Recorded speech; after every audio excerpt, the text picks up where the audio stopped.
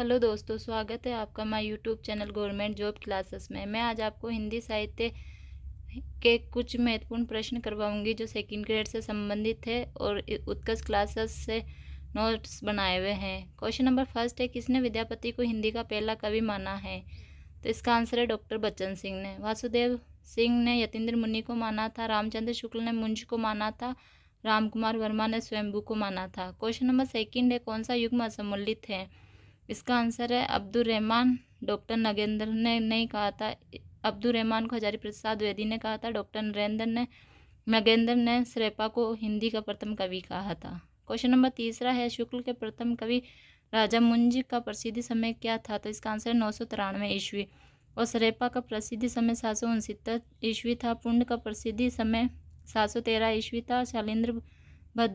शालिभद्र सूरी का प्रसिद्ध समय 1184 ईस्वी था। क्वेश्चन नंबर चौथा है, आदिकाल के उपनाम व समर्थकों को सुमेलित में नहीं है। तो इसका आंसर है बीजवपन काल हजारी प्रसाद द्विवेदी।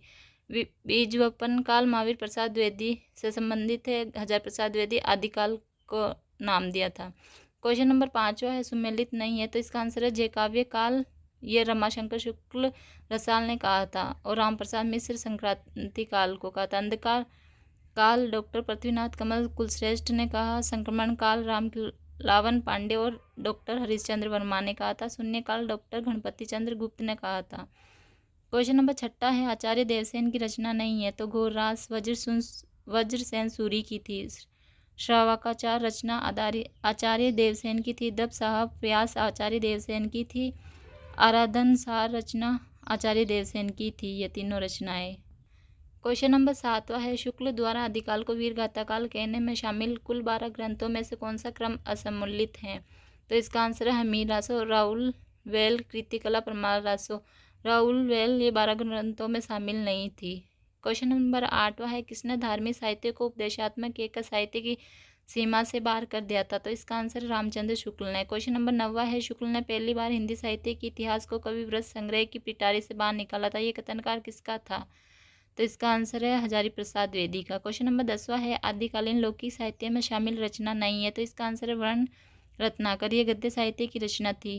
क्वेश्चन नंबर 11वां है, रासो काव्य युग में जो अपभ्रंश भाषा में है। इसका आंसर है विजयपाल रासो और हमीर रासो। क्वेश्चन नंबर 12वां है, धार्मिक साहित्य में 12 से 14वीं सदी का साहित्य किसको माना है? तो नाथ साहित्य को माना गया था। सिद्ध साहित्य 8 से 10वीं सदी का साहित्य था। जैन साहित्य 13 से 14वीं सदी का साहित्य माना गया था। क्वेश्चन नंबर 13वां है, आदिकालीन गद्य साहित्य में शामिल रचना नहीं है। तो इसका आंसर है पदावली लौकिक साहित्य में है ये। क्वेश्चन नंबर 14वां है, शुक्लानुसार जब तक भाषा बोलचाल में थी तब तक वे भाषा ही कहलाती रही। जब वे भी साहित्य की भाषा में हो गई तो उसे अपभ्रंश कहा गया। रिक्त स्थान के लिए उपयुक्त शब्द है। तो इसका आंसर है देश भाषा। क्वेश्चन नंबर 15वां है, अपभ्रंश के संबंध में असत्य युग्म है। तो प्रकर्ता भास रामचंद्र शुक्ल ये सही है। पुरानी हिंदी चंद्रधर शर्मा गुलेरी ये भी सही है। हिंदी के निकट की भाषा हजारी प्रसाद द्विवेदी ये भी सही है। तो इसका आंसर है कोई नहीं।